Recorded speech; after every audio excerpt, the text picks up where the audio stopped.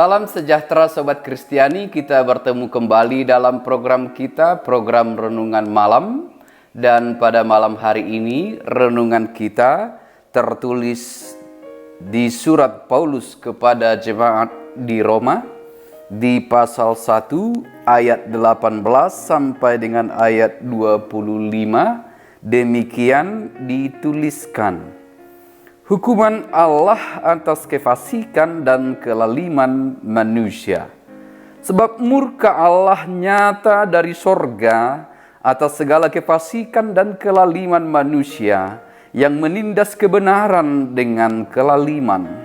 Karena apa yang dapat mereka ketahui tentang Allah nyata bagi mereka, sebab Allah telah menyatakannya kepada mereka. Sebab apa yang tidak nampak daripadanya, yaitu kekuatannya yang kekal dan keilahiannya, dapat nampak kepada pikiran dari karyanya sejak dunia diciptakan, sehingga mereka tidak dapat berdalih. Sebab sekalipun mereka mengenal Allah, mereka tidak memuliakan Dia sebagai Allah atau mengucap syukur kepadanya. Sebaliknya pikiran mereka menjadi sia-sia, dan hati mereka yang bodoh menjadi gelap. Mereka berbuat seolah-olah mereka penuh hikmat, tetapi mereka telah menjadi bodoh. Mereka menggantikan kemuliaan Allah yang tidak fana dengan gambaran yang mirip dengan manusia yang fana, burung-burung, binatang-binatang yang berkaki empat, atau binatang-binatang yang menjalar. Karena itu Allah menyerahkan mereka kepada keinginan hati mereka akan kecemaran, sehingga mereka saling mencemarkan tubuh mereka. Sebab mereka menggantikan kebenaran Allah dengan dusta dan memuja dan menyembah makhluk dengan melupakan penciptanya yang harus dipuji selama-lamanya. Amin. Demikian dituliskan. Sobat yang dikasihi Tuhan Yesus Kristus, pasti kita pernah mendengar ucapan dari orang lain yang mengatakan, "Jangan sampai saya marah." Atau sebaliknya, kita pasti juga pernah mengucapkan kalimat yang sama kepada orang lain, "Jangan sampai saya marah." Itu artinya masing-masing kita menyadari bahaya dari kemarahan itu. Bisa saja dampak dari kemarahan itu kecil ataupun sedikit, tetapi bisa saja dampak kemarahan itu besar dan mengejutkan, mengerikan, bahkan kepada pembunuhan. Semua itu bisa terjadi karena kemarahan ataupun amarah. Itulah kita manusia. Lalu, bagaimana dengan Tuhan? Tuhan yang kita kenal atau diperkenalkan sebagai pengasih, penyayang yang luar biasa. Apakah Ia marah? Apakah Ia punya kemarahan? Kapan dan kenapa Ia harus marah? Kalau kita membaca firman Tuhan di sepanjang Alkitab kita, dari kitab Kejadian sampai Wahyu, kita melihat Tuhan yang penuh kasih dan Tuhan yang marah. Dan bukan sekadar marah, malah Paulus menyebutkan di sini Tuhan yang murka. Lalu itu apakah bertentangan dengan Tuhan yang pengasih, yang penuh kasih sayang? Tidak. Sebab kemarahan ataupun bila disebutkan murka Tuhan menyatu dengan kasih sayangnya. Tuhan yang pengasih dan Tuhan yang marah adalah bagian dari keadilan Tuhan itu sendiri. Ia adil dalam segala perkataannya. Ia adil dalam segala perbuatannya. Contoh, bila disebutkan upah dosa adalah maut, maka tidak bisa tidak kejahatan itu atau dosa itu harus dihukum.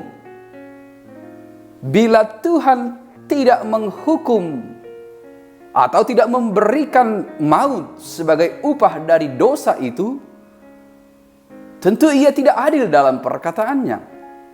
Tetapi karena kasih-Nya yang besar, ia memberikan dirinya sendiri dalam Kristus kepada maut ataupun kepada kematian sebagai hukuman atas dosa itu, menggantikan kita, umat manusia. Disitulah kedalaman kasih-Nya. Disitulah anugerah-Nya yang sungguh luar biasa, dan dalam hal itu Tuhan itu adil. Di dalam renungan kita pada malam hari ini, murka Tuhan disebabkan oleh orang-orang yang mempermainkan anugerah Tuhan itu sendiri. Kenapa saya sebut mempermainkan?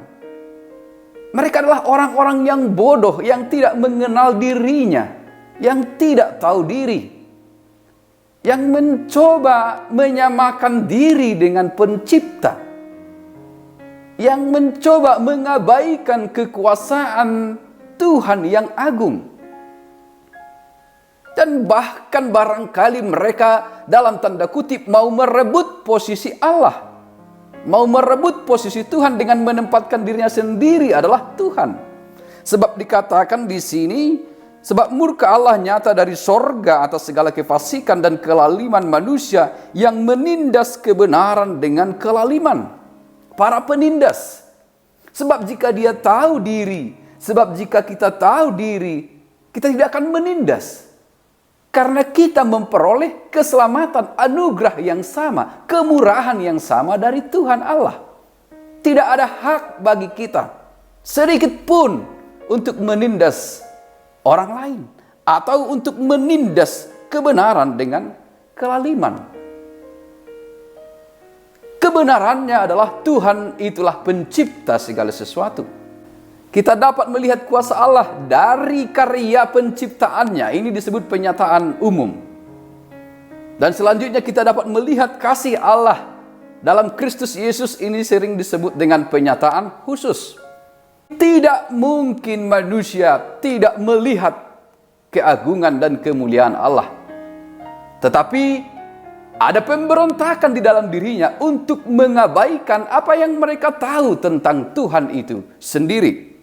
Disebutkan, sebab sekalipun mereka mengenal Allah, mereka tidak memuliakan Dia sebagai Allah atau mengucap syukur kepadanya. Sebaliknya pikiran mereka menjadi sia-sia dan hati mereka yang bodoh menjadi gelap.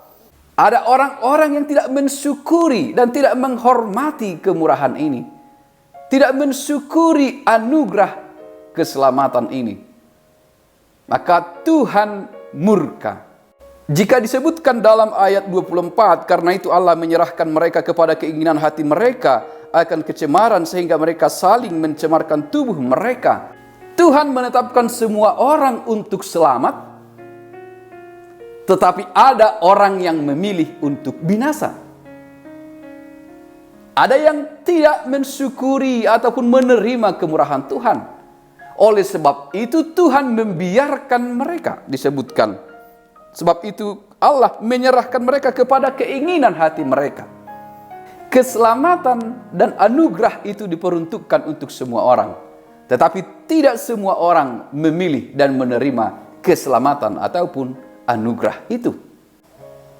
Sebab mereka menggantikan kebenaran Allah dengan dusta dan memuja dan menyembah makhluk dengan melupakan penciptanya yang harus dipuji selama-lamanya. Sobat Kristiani, pelajaran berharga dari ayat renungan kita pada malam hari ini adalah sekalipun kita diciptakan lebih istimewa dari ciptaan yang lainnya dan bahkan segambar dengan Allah, tetapi jangan pernah kita menganggap diri sama dengan Allah. Tuhan dengan kemurahannya menciptakan kita istimewa, berbeda dengan ciptaan lain. Dan kesegambarannya diberikan bagi kita.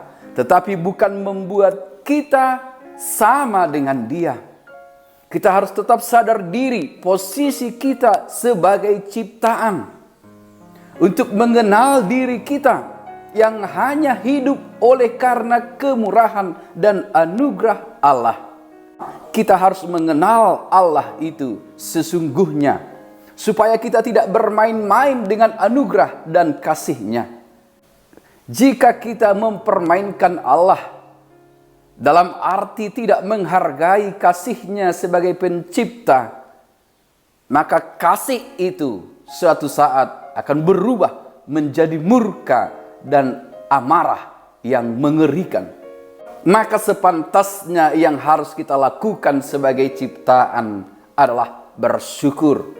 Bukan mengagungkan diri, menghormati orang lain sebagai sesama ciptaan, dan bersujud pada Tuhan Allah saja sebagai pencipta segala sesuatu. Dengan demikian kita akan semakin sadar betapa luar biasanya Tuhan Allah kita. Amin.